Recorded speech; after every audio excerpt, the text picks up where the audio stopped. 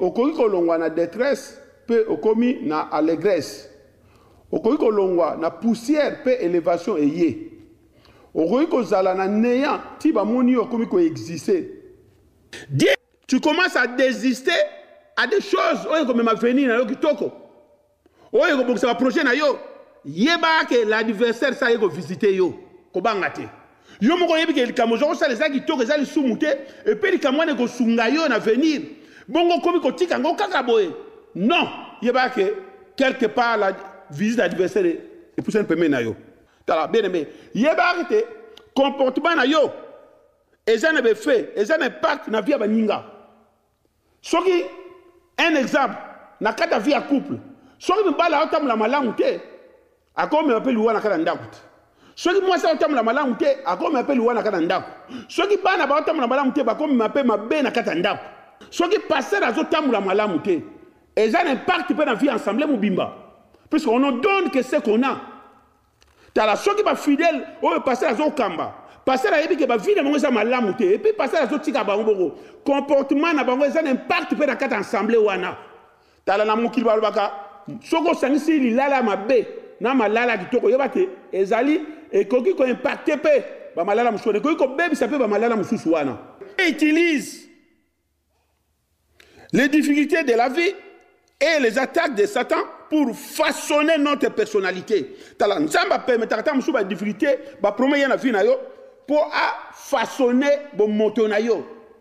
C'est-à-dire soko kamati prière au sanction na vigilance. C'est-à-dire oyo mission nzamba pesanga na zomona que muto aza muyibi muto azala assassin muto aza bandit na kotamula nzela mokote pour que na rejoindre ka malonga pa ina été wana mission de l'action, c'est ça la vigilance.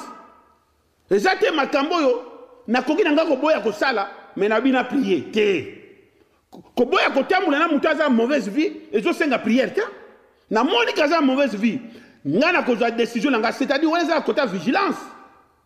On a prié pour Zali, c'est ce que Némi va faire. Némi a appliqué à tali prière, na vigilance, ou soit action divine et action humaine. Et pas yon zamba koko sala, et pas yon mota koko sala. La sagesse et l'intelligence à Dieu. Là où je dois prier, je dois prier. Oh, je sais l'intelligence, la sagesse, n'appliquer sagesse et l'intelligence, parce que c'est Dieu qui m'a donné la sagesse, tout comme l'intelligence. Pour nous se défendre dans ma camone, ce pour s'en permettre nangai. C'est ça ce que nous devons faire. Place au binemi et que senga biso na to betana to betani. Place au senga ma bondeli. C'est ça me bien la vie. Némi bibe sota sa biso ke là c'est zaki na maboko. Arme zaki na maboko. Mais le bon monsieur so sala. O bazo bonde la paix. O bazo veiller. Ba Némi sa ki tabino bo to kena na ko bonde la to tika makamo nyosu. Mais musale ko freiner puisque pour ça, il y a adversaire à Wabasambala Batobje Zalaki, Nemi a arrêté Moussala Zagosala. Parce que l'Enda Banyama, a Rotala Tali Nyamani, Nouana Oazé Gade, Banigane soit Kimi à droite, Nyama Kimi à gauche, Mana Kolandaye, Tiago Kangaye. Yango, Kolingato, Mlaongaye, à cause d'un problème, n'a pas de Namona Samla, Namote, aux autres comme égaré. Kuna Yava au Koutanaka adversaire, au Koutane. Bien aimé dans le Seigneur, Shalom, shalom, shalom, shalom. Oui, tu allons continuer le message Nabiso. Oh, tu bandaki. Le tu allons na tu commis na chapitre 4. Il y a le livre Néhémie. Thème Nabiso zali résultat ya prière moko sincère pe honnête. Tu joues comme modèle Néhémie. Tu monique nanjela Néhémie makamu mingi tu allons ko sosola. Néhémie tu joues modèle. C'est-à-dire, exemple, un Néhémie, il y a un des gens qui conduisent na thème toponaki une prière honnête pour être sincère. Une prière honnête et sincère. Résultat na yango. Néhémie yemoko mboka na Juda vie ezongaki. Néhémie yemoko famille na vie ezongaki. Bible ezotal sa biso okoki kolongwa na détresse pe okomi na allégresse. Okoki kolongwa na poussière pe élévation eye. Okoki kozala na néant ti bamoni okomi ko exister. De possibilités zali moto a changé. Possibilités zali que moto eloko ebebaki o azalaki nango pe zongi. rétablissement, reconstruction na vie ya mutu eza nango possible. Et ali question yo olinga. Yango tina série ya message oyo to tirer na livre ya Néhémie. Bien aimé na yebisa bino na message oyo tu koleka que ceux qui ont commis na mi-chemin, être sur le mi-chemin, c'est le moment le plus délicat, le plus difficile à vie. Tant que moto a eu décision, a télémi, a lobby bon, ngai makambu oyo, il faut kokisama. Makambu oyo, il faut salama. C'est alors, ezana batu moko bazaki ko pekisa yo makambu wane salama. Ezana batu moko ba sepela kate ke yo bonga. Ezana batu moko bazwaka décision que bino bokoki ko bonga te. Yo okoki ko tonga ndako te. Yo okoki ko sala likambo yo te. Mais pourtant likambo wana oyo lingaka ko sala ezali malamu. Tant mususu décision tant bazwaka yango yo zalaka te. Bazwaka yango na baboti na yo tant wana kutu yo na botamité. Il y a des choses oyo ba famille na biso ba arrêter. Oh biso na famille na biso ezalaka boye. Mais yo lingi yo ya o changer likambo wana. Et puis tant lingi o changer yango ozali pe na raison. Yango dazo ibisa yo que être sur le mi-chemin ezali moment moko difficile ya projet. Tala. Na ibisa bido mukolo wana que na kozala na mi-chemin ezali deuxième partie à la foi. Puisque définition à foi, ils ont habité Misad. Ferme assurance, l'espoir et ensuite la démonstration. Alors, sur compte de comme la deuxième partie, il y a définition à foi qui est l'espoir, être sur le mi-chemin. Alors, voilà tout le monde a que Néhémie, Bible chapitre 4, ndake comment mir bazaki ko bongisa. Makam misal bazaki ko sala na Juda. Et comment qui presque ya ko sila. C'est à ce moment-là, Binemi va télémi. Binemi va comme une kanda makasi. Ye nani azong sa vie awa na Jida. Ye nani azong sa vie awa na Israël. Awa vie ezakali susute. Vie ezalaka. Kobanda Nebukadnezar aleka. Vie awa ezalaka susute. Ye nani. Bien aimé. Alors, Néhémie a reçu la recours de pas Nzambe. Nzambe a tindaki. Bien aimé talas. Le kola yo téléma. Olobi que il faut changer makambo bandekono bakoko changer te. Il faut changer makambo ba retaka ya mabe na famille na bino. Tala bato nyoso basala likita yo bonga te. Yo suko ozu décision. O telemi pe ozali ko kende. Yango omoni ki na vie na bitumane se multiplier. Et se multiplier. N'insistez que na likamoko boy parce que je suis en train de faire une révision ya autre la fois passée. Que on comprendre que bato bazaki osala na Néhémie. Na Néhémie chapitre 4 verset 10. L'herbe tali. Moi ba pousser le tigalaki. Moi ma bango e tigalaki. Batuana balembaki. Balobi ah est-ce que ba pousser moi ma banga mike ba de combo est-ce que c'est là to kolongola ka yango. Et pourtant c'est ba bandek déjà ko sala. Pe misel les gens qui na ko sila. Na tasa bilo ça c'était l'envoûtement. Ba envoûté ba on a binemi pote makamone sala mal souté. Yango zo mona te na vie na yo ba décision mingo zwa o banaki no ko kene mena katikati o telemaka. Découragement, l'esprit de découragement. L'esprit de découragement ils ont ça là que yo moi continuer zater. L'esprit de découragement ils ont pekisa yo comme on a projet non na souka. Parce qu'il y a que place moko ba comment que yo ko bongate. Mais tant que je comprends na ngote mais Néhémie azaki ko sosala makamunyo so wana. Néhémie akamo albi mais bandeko yo bandimaki ko sala nga peto zaleki ko sala na bango makamu pe zo tambula malamu. Misala pe zo kene na souka. Mais boni bango balembi. Alors Néhémie va jouer le rôle d'un entraîneur. Naïb c'est évident que l'entraîneur na mi-temps à côté quand on va jouer dans l'adversaire peut à l'axi bango tactique o salake et convaincre que tactique il y a l'adversaire peut gagner. C'est ce que Néhémie va faire. Yango lelo to kolobela. Na lingi yo so Bible na siko zali to ko banda ko sala lecture chapitre 4 dozali na verset 13. Autant dans le verset 13, tu n'as mais autant quelques versets. Pour nous, que le message de vous allez tirer dans le livre de Néhémie. Je crois, sautant dans le livre de Néhémie, je ne peux pas aussi ça. Dans le verset 13, il y a le livre de Néhémie. C'est pourquoi j'ai placé dans les enfoncements derrière la muraille et sur ces terrains secs les peuples par famille, tous avec leurs épées, leurs lances et leurs arcs. J'ai regardé et m'étant levé, j'ai dit aux grands, aux magistrats et au reste du peuple, ne les craignez pas, souvenez-vous du Seigneur, grand et redoutable, et combattez pour vos frères, vos fils et vos filles, pour vos femmes et pour vos maisons.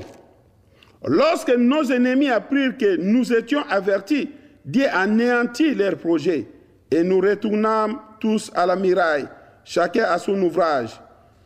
Depuis ce jour, la moitié de mes serviteurs travaillaient et l'autre moitié était armée de lances, de boucliers, d'arcs et de cuirasses.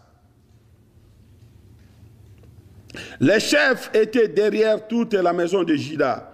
Ceux qui bâtissaient la muraille et ceux qui portaient ou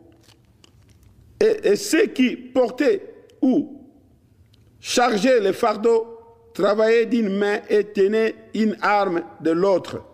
Chacun d'eux, en travaillant, avait son épée ceinte autour des reins. Celui qui sonnait de la trompette se tenait près de moi. J'ai dit aux grands, aux magistrats et au reste du peuple, l'ouvrage est considérable et étendu. Et nous sommes dispersés sur la muraille, éloignés les uns les autres. Au son de la trompette, rassemblez-vous auprès de nous vers les lieux d'où vous l'entendrez sonner. Notre Dieu combattra pour nous. C'est ainsi que nous poursuivrons l'ouvrage. La moitié d'entre nous, la lance à la main, depuis le lever de l'aurore jusqu'à l'apparition des étoiles. Dans ce même temps, je dis encore au peuple que chacun passe la nuit dans Jérusalem avec son serviteur. Faisons la garde pendant la nuit et travaillons pendant les jours.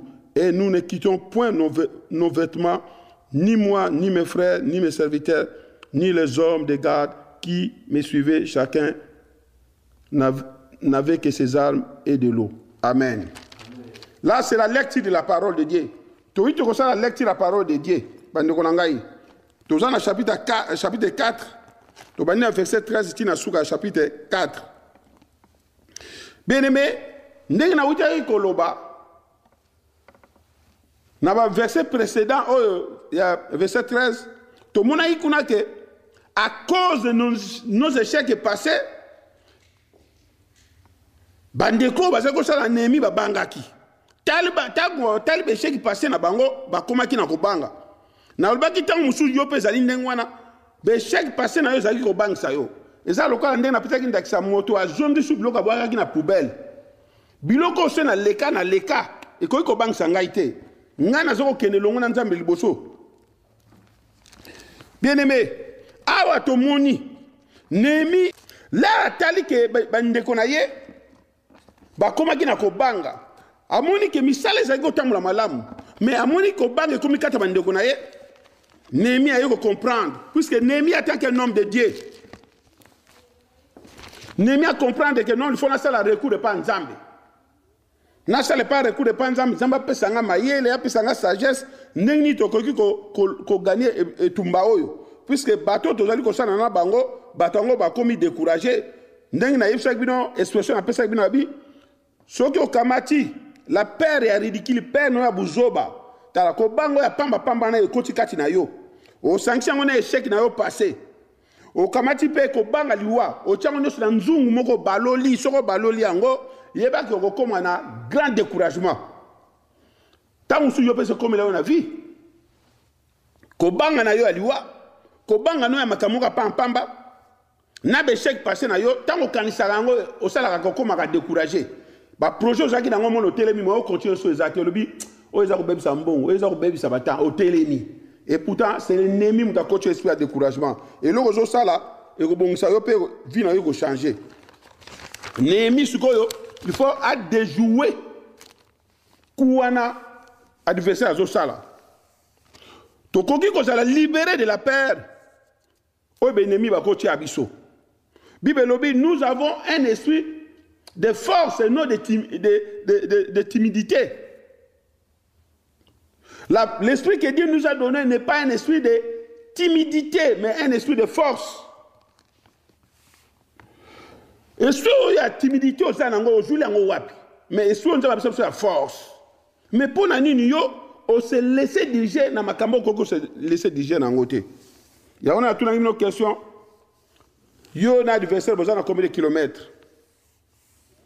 Combien de kilomètres vous avez un adversaire? Vous avez un nani. Vous avez un nani. Nani yo kabula ka kobanga na yo. Na baki mota pesa ya nona ndenge na ye. Mais dans chapitre 13 à tina suka tozo mona ke ndenge na utoloba Néhémie va jouer le rôle d'un entraîneur. Il a demandé un temps mort hors du terrain. Dans la vie, il y a des problèmes qui demandent des retraites. Dans la vie, il y a des problèmes qui demandent à se retirer. Néhémie tanga moni ke batu nazo sala na bango misali zo ki na bosuka bo batu na bakomi na découragement. Néhémie a eu comprendre qu'il y a quelque chose qui se passe à JCT. Alors Néhémie a moni que non, il faut se retirer moi mke. Se retirer dont je parle mes bien-aimés, c'est token de la retraite. Token de tout se retirer dans la prière. Tala to luka ilongi nzambe ndenge to lobaka. Oh bater musu to lobaka to matana ngomba. To soit taille à prière, ba jeûne prière, puisque Néhémie a dit que monta ba jeûne prière. Nzambe atali sabiso et l'orni to ko sala poto de jouer plan ya adversaire. Ben mais yango retraite na vie ya mutozali malamu. Néhémie après temps ya ko se retirer. Néhémie après temps ya ko joie, ya ko lukelongi na nzambe. Néhémie a komona que non, il faut tout travailler sur par groupe. Et pourtant l'union fait la force. Bible lobi to na passage tout temps Néhémie a ko kabula bango na ba groupe. Néhémie leur dit de quitter un peu le mirail pour une tactique. C'est-à-dire, bah, se retirer. Bien aimé, retirer des âmes à l'âme. Bien aimé, ce qu'on a na retraite, ce qu'on église, il y a une retraite. Ce qu'on a se présenter, Kende, on a le Bon solo là. S'il y a quelque chose qui ne va pas, et si on a dans ta vie, ou bien ensemble, vous pouvez vous retirer dans la prière. Vous avez la prière, jeûne prière. Nzamba golobela bino akotal sabino. Néhémie homme de prière, azo la sabino va secret. Bato bazago sala malamu, lokala ba mvutaki bango, Néhémie azongi abi bato yo, baza bata confiance. Baza bato mo pe balingi makambo ebonga, mais eloko ni elembisi bango. Ate Nzambe fa pesa biso yang. C'est ce que Néhémie a fait. Néhémie a compris que Dieu est grand et redoutable. Bien aimé là. L'esprit de découragement, il faut que tu la prière pour ces alliés tactiques et adversaires. Oh, Satan, ça, la colite, il y a un projet dans la prière. Tu as la tour, oh, tu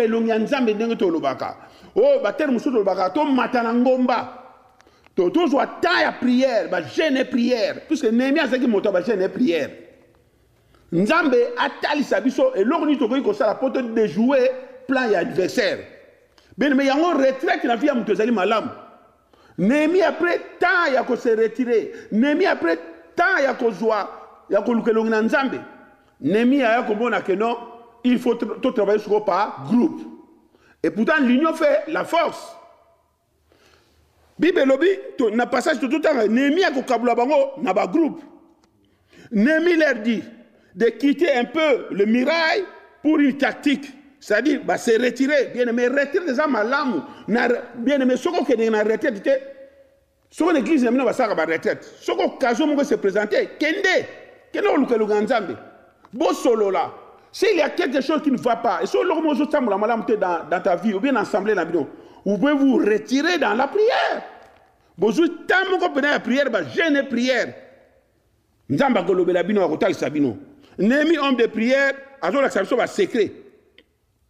Bato bazago sala malamu, lokala ba mvutaki bango, Néhémie azongi abi bato yo, baza bata confiance. Baza bato mo pe balingi makambo ebonga, mais eloko ni elembisi bango. Ate Nzambe fa pesa biso yang. C'est ce que Néhémie a fait. Néhémie a compris que Dieu est grand et redoutable. Bien aimé, là. L'esprit de découragement, il faut donc compter la prière pour ces alliés, tactique et adversaire. Au Satan, ça, la colite, il y a un yo projet, il y a un samate. Némi awa, ako, salake, akabula, batuna, groupe de solidarité, il y a coopération, pour te battre la balam. Donc, on a levé solidarité, coopération, et puis, collaboration. Bloc comme ça, tu as de Bolanga, il y a un salak tout temps la malam. À Kaboli, il y a un groupe pour que ma cambougne soit une salama et qui s'appelle salama malam. Pour que à comprendre le plan adversaire. Ceux qui te comprennent le plan adversaire, bien aimé, c'est-à-dire que Longa et Tumbo, tu as le Bunda. Dans le chapitre 4, à partir de verset 13, on a compris que Néhémie a associé la prière aux préparatifs et à l'organisation. C'est vraiment très important. Néhémie a comprendre que, bien, Togosa la boy, Tozoli ko Bunda, préparatif et Tozoli ko continue en Gokaka. Organisation, il faut ça là. C'est-à-dire, Tozoli ko prier, mais ordre paix dans ma camotozo ko ça là, il faut ça là. Parce que d'ailleurs, notre Dieu, c'est un Dieu d'ordre. Néhémie a associé ordre, l'organisation, la prière, paix, préparatif, nyoso, à Tchangwe Sikamoko. Pote balonga binemi.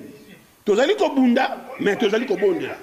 Place na moni na ko bunda na bundi, place na moni na ko bonde na bondeli. Mais na bosane loko mon côté, nyoso tout na zoko kene na ngwe longo. Malgré la situation difficile, tala harcèlement même ezali ko salma kati na mongo, c'est-à-dire ba action moko po ezoko tina bango ba se soumettre na batak et répéter ya binemi na bango. Mais Néhémie alobi biso tozanga nzambe. Lokola tozanga nzambe binemi na biso ba harcèlement wana bazali ko sala et ko simbaka te. Puisque ngana associé la prière et l'organisation. Mais ba préparatif na biso nyo surtout na coach en place moko nyo ensemble tout ça nyo so dela moko. Et ko sala que Néhémie a échoué na ye. C'est ce que Néhémie a fait. Bien aimé na ngiko yebisa yo boye. Bien plus, nous sommes fiers même de notre détresse, misère importune.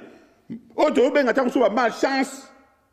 T'as la bien aimé. Nous allons même tant que bateau zo mona ke yo net vision marché te tant yo mo zo mona ke net ba détresse leki au moins pe yo mo ko tala ke oyo malchance kaka vinanga yo mo zo mona net zo sima net zo simbate bangwasi moko ba inquiétude moko profonde kati na yo oppression moko physique douloureuse kata vina yo tala yango continue yo to abandonné makambo bandaki angoisse wana kati na yo misère pour ça peme na yo tala détresse ozo vivre et pekisa yo ko sambela te puisque yango nezali plan adversaire pote yo tika projet na yo pour le bake makambo pe trop c'est trop banana bandaki kaka boye on dirait biso malchance à famille ndeng batu walobaka non considérant force na yo considérant yango mdeko pesa yo makasi nde otelema okende puisque tu es sur le mi-chemin il faut jouer loko yo zako luke pa nzambe il faut jouer ngo alors l'adversaire lokola bi makamno so wana akopekisa yo makambo dio sozo sala na makambo wana akokota inquiétude mongo ya makasi kati na yo angoisse boko penabo oppression ko mata oppression moko physique ko mata yango no mona batu susu mona ako ko raisonner malamu te ntokande l'adversaire azo sala bongo poka a effacer yo c'est-à-dire loko yo sala sala mate po ya sepela mais yo ko abandonner te bien mais nazoko yebso sache que la détresse produit la persévérance des bibles biso tala ba détresse wana et ko soki yo tikali kaka na ko banga nzambe et ko bota la persévérance va produire la persévérance et la persévérance à son tour produira la victoire. Nako yikampiko dès que ba détresse wana e karami na yo mais yo karami pe kana nzambe lobi kambo na senga ke pa nzambe na senga ke pa satana te na senga ke pa batuti na senga ke pa nzambe ba projet yango il faut kokisama persévérance na yo suka ko bota victoire c'est-à-dire kokoka pe kolonga c'est de là na utu ko lobake okolonga na mi-chemin qui est l'espoir peut comme la démonstration alors définition faut que kokisama et l'autre c'est pas nzambe ko kokisama et ça lui dépend de na yo. Paul dit ceci, l'apôtre Paul dit ceci, que dans l'avenir nous serons avec Christ. Alors Paul a le bien l'avenir na fiti to kozana Yesu mais ce que tozana yete tozana ye azakati na biso. Oh Paul a dit que nous le verrons face à face. Mais qu'en attendant, nous devons vaincre. En d'autres termes, nous allons affronter les difficultés qui nous forceront à grandir. Tala. Après Paul a démontré ce que la Bible a dit. Tolinga te, toko kuta na ba difficulté moko. Et ba difficulté wana, yango ko forcer biso to koma batu ya solo. Donc makama pas ce que vous traverser, makabo vous allez traverser. Et je sais que quelque chose à décourager. Par contre, le kola yo kramika na nzambe et continue yo kola. O comme une expérience. Le kola comme une expérience. C'est une forme ya ko résister le diable. Et puis biolobi akoki mané musika na yo. Yo po ko kola. Akoyeba ko so koli ozo banga ye soute alors ya kimi na ye. Tanga ki musika na yo projet ko kokisama. Parce que yem dazo ko empêcher projet na yo kokisama. Dieu utilise les difficultés de la vie et les attaques de Satan pour façonner notre personnalité. Tala nzamba permettre ta musuba difficulté ba promet na vie na yo pour façonner bon moto na yo. Moi le lendo tant chose à un bon moto. Nzamba ko permettre ba difficulté mo yekati na yo pour le lendo wane kweya. Pour ce nzamba za na posa na yo. Nzamba lingo progresser. Na le lendo za na mo progresser aux alaté. Puis au moment que lokola ke oh vi na nge bongi po na ngamo na saki makasi na ngamo na bon moto. Te Nzamba lingi yo comprendre que yende muda sali po yo koma ndongo komi. Yende muda sali po yo bonga. Na nzela na yende yo bongi. Yango nzamba permettre ta muso ba difficulté yekati na yo pour façonner personnalité na biso. Les problèmes, bien aimés, les problèmes que nous racontons développent notre persévérance. Bien aimé, tala, ba problème to kuta na nango et c'est là que école saka persévérance ça veut dire ko piko. Yanga fortifier avoir même notre caractère. Et comment que caractère nous change comme le caractère ya solo ya mwana nzambe. Yanga c'est là même ils allaient approfondir même notre confiance en Dieu et nous instruire une assurance plus grande envers l'avenir. Tala bien aimé. Ba tala bien aimé. Ba problème toujours kuta na nango ils ont développé caractère na biso et ils ont ça la que to kola et fortifier caractère na biso et comme ça biso makasi pe ça la que et pe ça biso confiance pas nzambe pe ezali ko inspirer biso assurance moko plus grande dans l'avenir c'est-à-dire na komi makasi nazali ko banga soute nazali ko nima ke nzamba ko sala nazali na tikali na position na yebike Batuba linga te, mokile sepela te, nazali kozela nzamba kosala. Alors, bloko wana, il faut ba difficulté yel bosse pa na yo.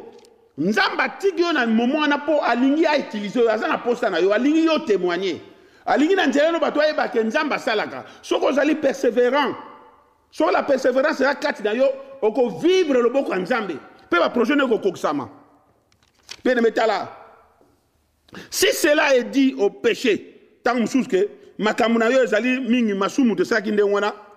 Dieu nous aime malgré tout. Ce que nous avons pu faire, et c'est pour ça qu'il nous a mis, mais Dieu nous aime quand même. Si on a cinq pardon, Dieu nous pardonnera si nous nous tournons vers lui. Quel que soit le camp de Salaki. Il y a des souffrances qui étaient provoquées par nos aînés, mais nous subissons des conséquences. Et ça, ma camusou, je n'ai pas de Salaki en côté. Bah, parents n'ont de Salaki en côté, non de Salaki en côté. Mais yo, je n'ai pas de Talan d'Axanaïkaya, Néhémia. Néhémie est né à Babylone et non à Juda, à Jérusalem. Non.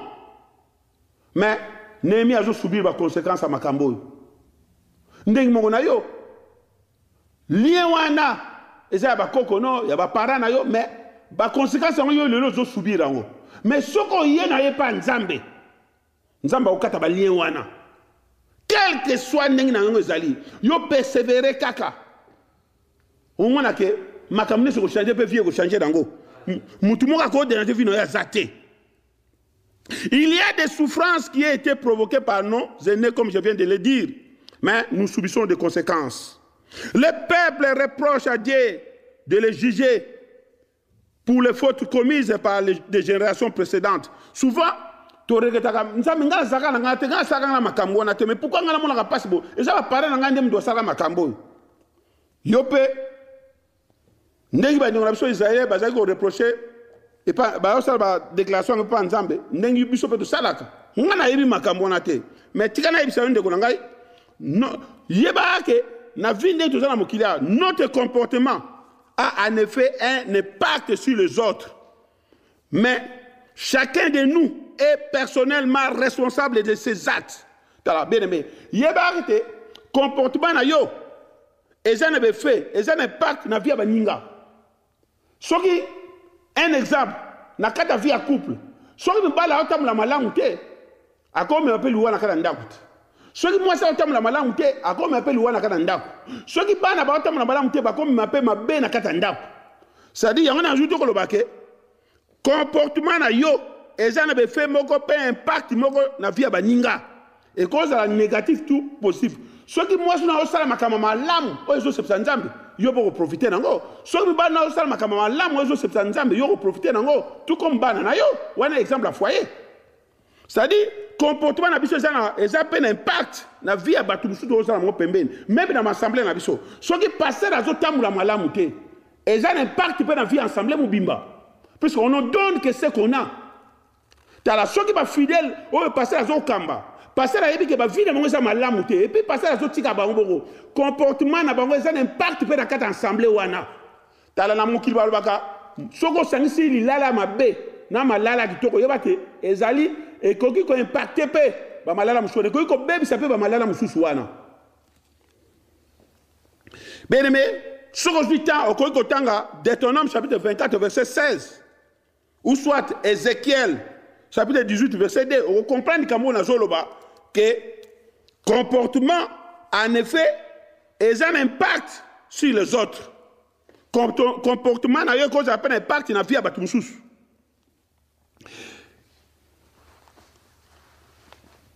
Alors, quelles sont les excuses que nous avançons pour nos fautes? Mais excuses nous bisous le vent, ça pas la faute na biso. Au lieu de pardon, mais aux autres non. Et ça, pardon, et tu avances avec Dieu. Bien aimé, nous avons la merveilleuse possibilité de prendre un nouveau départ et de développer une relation permanente et personnelle avec notre Dieu. Possibilité où on est allé bien aimé, un nouveau départ. Na tamula ki mabe, na sengi pardon, na koiko tamula na nzambe pe vina nge continuer.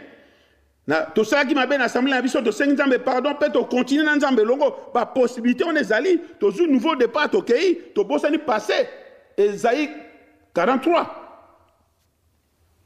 Mais le problème est que Batu, Baoko Salande, on a tout bazo lingate. Némi a eu comprendre dans verset 13 après l'envoûtement total qui était marqué. Et mon ana qui penabo, et mon ana qui penabo que bateau yo, et ça envoûtement pour bazo sal malam, et l'on y est bango abandonné. Némi a comprendre en penabo malam. Alors Némi a eu le retinaga mais bateau abino. Il faut na kabula bango na ba groupe. Na kabula bango na ba groupe. Alors si on a kabula bango na ba groupe, na bandi ke makamto ko zambalam. Et puis abaki sa lobi to ko associer prière na misalo nyoso zo ko sala ensemble. C'est-à-dire là où nous pouvons faire na ba force amso to ko sala. Et si on to ko kwaté to 5 prières pas ensemble. Bien aimé tala. Nzambe akoki ko sala makambo yo mo ko sala te. Makambo yo ko sala te ngana nzamba ko ile yo me o yo moko ko sala nzamba ko ile yo ta nzamba yebi ko za makaso ko lia yo moko nzamba ko ile sota il faut lia yo moko yebi ko rango et loko yo ko sala nzamba ko sala ngote pona yo me o yo ko kate c'est là où Dieu va intervenir. Ce que tu peux faire Dieu ne le fera pas. Bien aimé awa Néhémie atali que makambo biso loko salango loboko moko simi munduki côté mususu tozo bondira ba mususu bazo sala ba mususu bazo sala garde bien aimé c'est ça bien aimé oyo kosala sala oyo kosala te nzambe akozwa charge nango. C'est-à-dire la prière et la vigilance. On ajoute l'action divine et l'action humaine. Soko sanction nyoso tu wana okomi mutu makasi. Na uti ko bada bandi na koloba bonde ko ngapa ko bala malamu. C'est-à-dire soko kamati prière au sanction na vigilance. C'est-à-dire oyo mission nzamba pesanga na zomona que mutu aza muyibi. Mutu azala assassin, mutu aza bandi na kotamuna nzela mokote. Pour ce que nous avons pas une été. Voilà mission de l'action. C'est ça la vigilance. Exactement, Makamboyo, na koki nanga ko boya ko sala, mais na bina prier. Ko boya ko tamula na mutaza mauvaise vie, et zo senga prière ta. Na moni kaza mauvaise vie. Ngana ko za décision nanga, c'est-à-dire on est à côté vigilance. On a ko prier pe zali ne ko ngai. C'est ce que Némi va faire. Némi awa appliquer atali prière na vigilance. Ou soit action divine et action humaine. Et pas yon zamba koyoko sala, et pas yon mota koyoko sala. Nous, c'est-à-dire complémentaire, c'est-à-dire et danaka. C'est pour ça que Dieu donne-moi la sagesse, donne-moi l'intelligence. Et cela ne dit pas que tu vas prier, tu dois prier, mais je demande la sagesse et l'intelligence à Dieu. Là où je dois prier. Oui, je sais l'intelligence et la sagesse. N'appliquer sagesse et l'intelligence, parce que c'est Dieu qui m'a donné la sagesse tout comme l'intelligence. Pour nous se défendre dans ma camone, c'est ça ce que nous devons faire. C'est ça l'exemple de Némi. Bon, bateau, après retraite, là, se retire qui à Zongi. Alors, à juste sagesse, il faut la Kaboula bateau. Et puis, tout Kaboula pe misala, place au Némi, et que senga, biso de bateau, betana, to betani. Place que c'est ma bondeli. C'est ça, mes bien la vie. Némi, Bible sur terre, ça veut dire que là, c'est ça qui n'a beaucoup. Armes, ça qui n'a beaucoup. Mais le bon, c'est ça. Oh, bazo bonde la paix. Oh, bazo veiller. Némi, c'est ça qui t'a dit, tu es dans un bonde là, tu es dans un camon, mais vous savez, vous freinez, puisque pour ça, il y a adversaire, ah, on va s'emballer, on va t'obliger, Némi a arrêté, Moussala, Zagosala. Tout comme Yopé, ben un projet na yo, binemi na yo, balinga ko arrêté, makamunyo so bazo sala kati na yo. Oppression nyo so bazo sala yo wana izaka po yo tika misala ozo sala. O tika projet ozo sala, plus ba black yo jamais ko bonga. Yango yo lokolo komi ko bonga. Bango ba komi na kanda bazo sala makamunyo so ba komi ko sala kati na yo. Place o ngai na koko loba na bango na lobi na bango. Place o ngai na ko tinda moto, na tinda bango moto. So ba ko sika baziki. Plus ngai ba projet na fait salam. Bazana droite ba freiner ba projet na ngai. S'il faut na benga moto nzambe kite zik sa bango ba ko zika. Nga ba projet fait salam. Pour ce nga na tumuli bango te, na ça na problème na bango te. Moi je dois avancer. Moi je dois avancer avec Dieu. Némi alobi le boko mo ke sibi arme mais muso zotonga. Bi Némi soko ba ye le boko sibi arme beti. Ante le boko sibi be misala zo sa misala zo continue misala. Porte misala fait si là. Nani anga zo pekisa yo ba projet no esila te nani. Oya coach sur le découragement. Le kola ko banga appelle we coach kati na yo. Yango na uto ko yebisa no soko sangisi la crainte de la mort. Na ba échec passé na zo kansa ba yana nga ba mekaki makamo ba eshuwaka, ça c'est échec no passé. O chango na nzungu moko. O baluli yango yeba ke ko bota un grand découragement. Maka to tika na bisokaka. Totika na bisokaka. Nzoka nde po yo bongate. Et pourtant yo il faut bonga. Oza na droit ko bonga. Oza mutu bonga ko empêcher o bongate. Némi travaillait jour et nuit. Bien, la Bible nous dit prier sans cesse. C'est-à-dire nous devons prier jour et nuit, mais bien, qu'on abandonne la prière, qu'on l'embatte la prière. Pour la prochaine fois qu'on sama.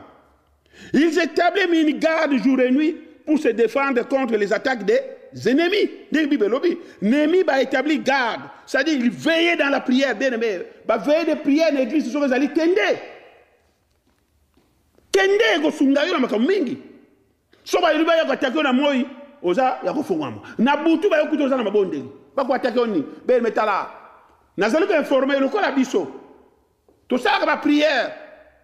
Chaque jour de 4h à 5h30. De 12h à 13h30. De 21h à 22h30. Tous les jours.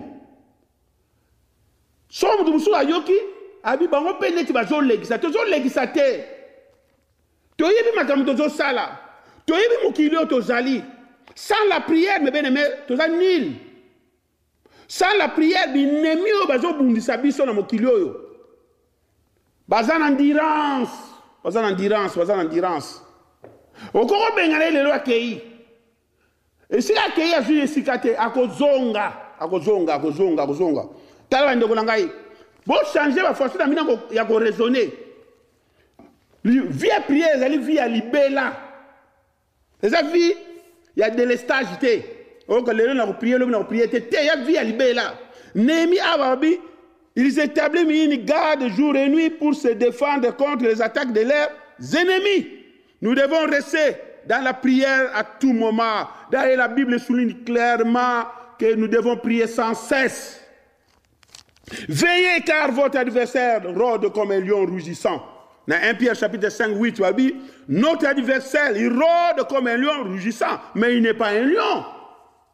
Tala, Bassambala Batobijab, les Arabes, les Asdoniens, qui étaient l'armée des réserves des ennemis, sont venus s'ajouter et ils rôdent comme un lion rugissant. Tala, awandaki sa Bassambala Batobijab pour la cas ennemi, Basangani pe bazali ko baluka lokola lion pe bazali ko pesa bakri. Bien metala. Quand soko lion azali ko pesa bakri na ye. Ba nyamanya sur ensemble babangaka. Le rugissement, cri des lions et de certains animaux féroces. Ba bruit moko violent ozo bangisa. Des cris de fureur pour dominer l'adversaire. L'envoûtement. Bien metala. Et le réseau banque ça yo kaka ezali ba cri zo ka peme na yo ti et le réseau banque ça yo ezali ba cri ya maladi yo zakati na yo maladi yo comme bangala liwate souffrance biso to kokufa te biso to salaka il y a tous ces cris là ya ngom de zo sala que zo banga tous ces cris te fait peur ozali ko banga pona ba cri nyoso wana ya ngom de ko ngala zo bisa yo ko banga te cri wana nyoso tout ezo bangi sa yo malade, bah crie à malade, nom de Zobang Sayo. C'est comme un lion rougissant. Mais Satan, le diable, n'est pas un lion. Nous n'avons qu'un qui est le lion de la tribu de Juda. C'est Jésus-Christ. Babi, Azali, ko baluka, le kola. So, abi, le kola, c'est qu'il y a Azali, alors, ce côté là, le documentaire Mingi, il y a un film, il y a un documentaire Mingi. Ce qu'on a mon lion, c'est un antilope. Si vous allez ensemble d'accord au Kangabangote, pourtant lui a fort devant un antilope. Mais si vous allez Landa Bango, si vous allez qui groupe, si vous allez télémi, vous allez normalement lui a pas télémi.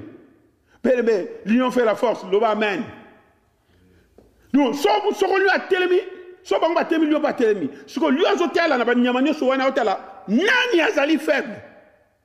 Ou nyamani azali égaré, ou azali na pembeni. Ben mais c'est pour ça que je voulais te dire, n'abandonnez pas ton assemblée.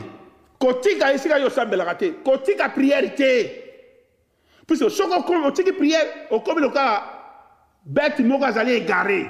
Alors, l'adversaire qui rôde comme un lion, l'air a comme on a faiblesse na Rolanda yo. Lion so ka zo lenda ba nyama, a rotala tali nyama ni wana o azali égaré. Ba ninga so akimi na droite, nyama akimi na gauche mona Rolanda ye, ti akokangaye. Yango kolinga te omona ngai à cause d'un problème na kuma ngo fana ngamo na samla ngamo te ozo koma égaré kuna yeba okuta na kana adversaire okutane nyamo azali pe trop jeune mona soko lui a tel ya de nyamo ni so aza trop jeune ya ko lande pa bi wana za faible na kangai beneme soki yo lingo tika la kaka bébé spirituel oso sala ba mbula na mbula na église me ko la raté yeba ke l'adversaire Satan le diable a gotti a yo ba piège pour aider que les bébés spirituels n'ont collaté. Il y a un question ba yele ba verset biblique mo que ça na Bible était zone di makaka pour mutu mo lobaki. O comment ça la makamo ko ça na Bible était pour na ozali bébé spirituel. Ou soit tu es égaré, ou soit tu es faible. Il y a un ce que lion alandi yo. Mais ceux qui ont ma casse, il y a ko landa oté. Babi résister au diable et il fera loin de nous. Bien-aimé, na onyo sto tangi to ko comprendre que batu oyo ba comment dire faible parce que ba ça envoûté. Alors, celui qui rôdait comme un lion rougissant. Oh, makele le sego ganga mato ina bango. Makele ya échec. Ya mabango e bukana. Ya ba pousser de tikala. Tala ba déchet à vie na bino. Tala bandako soko tonga luka silate soko tali yango.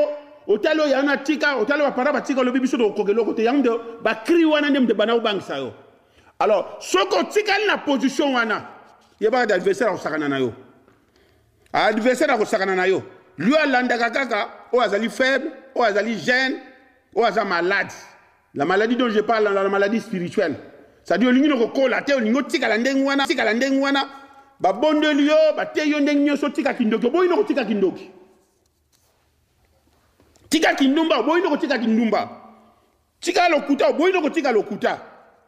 Yeba te bo okuta na Satan le diable. Dans le chapitre 4, quand on a verset 9, bien que ma caméra soit yaki, mais Bible t'explique qu'ils ont crié, à l'Éternel.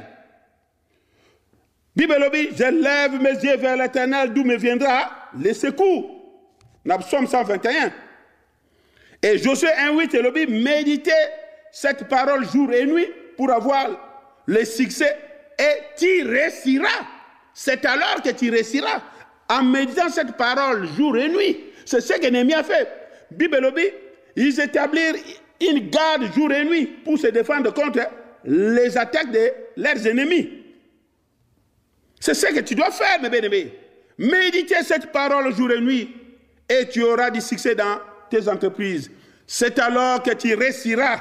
C'est ce que Néhémie a fait. Néhémie a appliqué la parole de Dieu et cela est mis dans réussite totale. Tout ça parce que les peuples ont pris à cœur le travail. Tant que le peuple a pris à cœur Moussalawana, c'est là où l'adversaire a goûté Sabango. Le col a joué pas à cœur, on dit que vient absolument faut bonga, makamulanga il faut simba, puisque ce qui est à moi, mutako ko empêcher ngangote. Alors tant que on se mettre sur le mi-chemin, c'est de là où l'adversaire est venu pour continuer à troubler yo, pour te makamoza qui n'ont pas ça et koksamate. Mais ngana abise yo tellement dans la prière, s'il faut veiller, veiller. Faire des retraites, gêner, prier. L'adversaire a kokima musikana yo, payo kolonga. Si tu sens que je suis attaqué, et ça n'a boutou, et ça n'a air nyoso. Quand tu as prière, bada ko bonde la mbalamoko. Soit possible de gêner, ils allaient gêner. Il y a veiller, ils allaient veiller. Jésus a sali référence na biso. Na Gethsemane. Yesu le ba okangaye. Na Luc chapitre 22. Comme on a verset 40 à 46. Bible lobi tant danger pour cette permet à Jésus. Jésus a un modèle na biso. Bible lobi Jésus, il s'est mis dans la prière directement. Jésus était homme à 100%, il est Dieu. Jésus, quand on a Gethsemane, Jésus s'est mis dans la prière. Pour danger pour ça, il y a danger pour ça. On commence à finga, on commence à loba, on commence à la seconde année. On a pas encore un papa dans la salle, on a un moutite. Il y a un loin de banque à Satan, les banques ça va monter. Les banques ça va saucer, les banques ça va démonter. Mais c'est la prière. Il y a un de ça qui va en kima. Oh, tata n'a pas maman n'a pas banque ça le côté. Yo za na poto a bango za na kisala ba osani parce que l'autre. Mais ce côté kali na prière. Moi ba démon ba soso ba ko tungso ba ko kima la bango. Na buto mo ça va pas mets-toi debout. Fukama soko prier comme ko gêner. Au côté même la chaîne si c'est possible. Ba ko kima la bango. Jésus tangu passe yela ki na Gethsemane ava kangaye, tangu ba yo kangaye, babi il priait. Priez pour ne pas céder à la tentation. Ne donnez jamais à Satan l'avantage, nous dit la Bible. Qu'optique la Satan avantage, j'étais de Bible lobby. Jésus a le Bible, oh Père, telle obéissance, oh Père. Ta phrase de l'île, je dis, oh Père, ça c'est l'obéissance. Si tu le veux, écarte de moi cette coupe. Toutefois, que ta volonté soit faite et non la mienne. Tala, Nzambe. Sur le long la passe au cas, c'est la longue non, mais toutes les fois, volonté de Kokisama. Jésus homme à 100%. Mais l'angoisse est quotidienne, c'est-à-dire une inquiétude profonde. Et il y a tant que moutou. Donc, l'inquiétude profonde est saisir. Pour dire que cela peut arriver à tout le monde. Exemple, les autres, c'est que ma camarade comme la montagne. Ce qui Jésus, Dieu est homme à 100%, inquiété de côté de Katina et Tango, pas si moi pour ça n'a pas bien. Bon, yo ko mate. Atal ça qui par exemple la parole ça que et ko comment peut pas inayo et pas n'a pas montagne sur la mokili. Mais recours à la prière puisque nous parlons de la prière. Ne vous laissez pas dominer par la tristesse ni l'angoisse. Mets-toi debout et priez. Comme tu as dominé, na bangouase na benkéti di mongo boy. Mais telema pe banda ko bonde la. Ya wonde ko nanga e pa na ko suksa na ko yibsa boy. Tu n'es pas le seul à souffrir de la sorte. 1 Pierre chapitre 5 verset 8 na 9. La Bible nous fait voir que nous ne sommes pas les seuls à souffrir souffrance aux anango.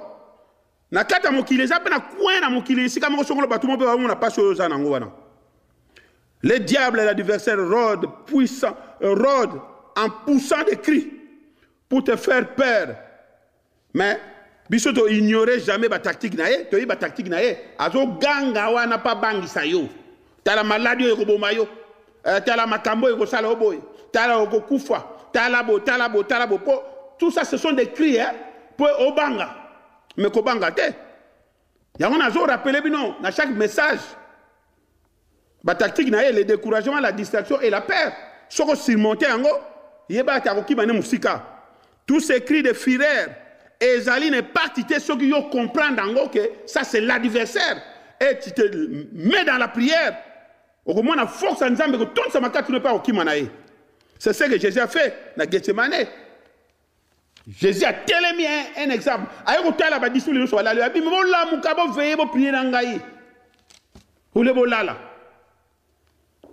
Ndeko nanga tellement na prière na ko encourager mutu mo tema na prière na promeso ko tungisa yo. Malade zo ko ronger yo. Tellement bana ko bondele ko kene nango. Problème zo tungisa yo tellement kota ba chaîne prière. Eko kima nango. Eko longwa nango. Ndenge yaki ndenge ko kende. Yondo bengisa ki angota.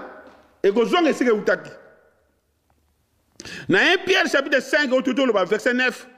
Bible est clair. Résistez-lui en demeurant ferme dans votre foi, car certains de nos frères aussi dispersés à travers le monde connaissent les mêmes souffrances comme nous. À chaque fois, tu commences à désister à des choses comme ma venir qui toko. Comme ça va prochain yo. Yeba que l'adversaire ça yego visiter yo. Kobangate. Yo moko yebi ke likamozo ça les qui toko ça les soumouté et puis likamwane ko sunga yo na venir. Bongo komi ko tika ngo kaka boye. Non, yeba que quelque part la visite l'adversaire et pour ça ne peut mener na yo. Yeba que l'adversaire a côtoyé yo. Ko sala na ye route ensemble été. Alors pendant ko bengane, il suffit il y a qu'on se mettre dans la prière. Akoki mané musika. Oko résister à okibane musika.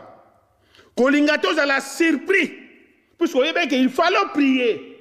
Otika ki oboye go prier, yé a détruire yo et comme trop tard.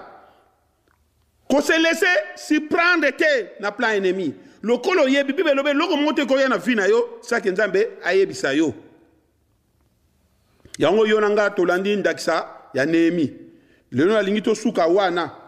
Tolandi ndakisa Néhémie asala que solidarité za la kati na bango, coopération pe la a fermer de nouveaux bateaux bazaki na bolembu. C'est-à-dire solidarité de vivre ensemble, sentiment qui pousse les hommes à s'entraider, des intérêts communs.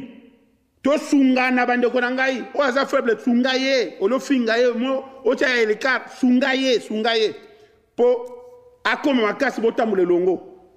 Collaboration. D'ailleurs, la Bible, dans 1 Corinthiens chapitre 3, verset 9, les autres s'aperçoivent que nous sommes collaborateurs avec Dieu. Nous sommes ouvriers avec Dieu. Nous travaillons avec Dieu. Ce qui nous semble, c'est que collaborer, tu travailles dans Elongo. Bon, pourquoi on travaille dans Elongo? Néhémie a compris que Yemoko Moussa Negosim de face à Nabat. Il faut collaborer dans Nabat. Azaki a tout intérêt à aider Bango pour te battre la mission ensemble pour te vivre à Jérusalem et Zonga. Donc, Azaki a posé la coopération, posé la collaboration, on a pas Azaki Nango. Et puis Néhémie asuka ikaka wana te na coopération me bien-aimé soko tokotala ndakisa ya roi Hiram na Salomon. Salomon azaki na mbongo mingi mais Hiram na mboka la bango désert zaki kuna matiti ezaki kobota banzete kobota difficilement mais du moins bazaki na nzete moko ezokobima na mboka na bango banzete moko ezokobima na mboka na bango yosala ke banzete wana Salomon azaki na posa nango d'où Salomon azaki obligé de fois trouver Hiram pote makambo nyonso esalama malamu. Donc pour l'entendre ça que au lekinga ne loko tenga pena lekinga loko te osana loko mo ngana na posa nango yo posa na posa nanga so to sangisi to ça la force moko boye pe misala ba projet to nango kele liboso yango ndeko nanga tika te nzamba pambola yo yo mdo landi message oyo to continuer prochainement toujours dans le livre de Néhémie to continuer na chapitre 5 du livre de Néhémie et si vous allez banda ko tanga de livre de Néhémie na chapitre 5 place to continuer kuno komona l'adversaire cherchera à changer tactique nae mais le quoi tozo tambula nzambe ba tactique chose à repérer nzambe apambola yo o landa ngai to bondeli nzambe kumbama sanzola mana yo oyo pesi biso makasi pe tangu oyo toko kabula liloba na yo tika te oba landi ngai na liloba oyo nzambe liloba yo zo place kata bomo na bango pe botambuma to sengi yo bona kombo na Yesu Masiya pe to lobi amen.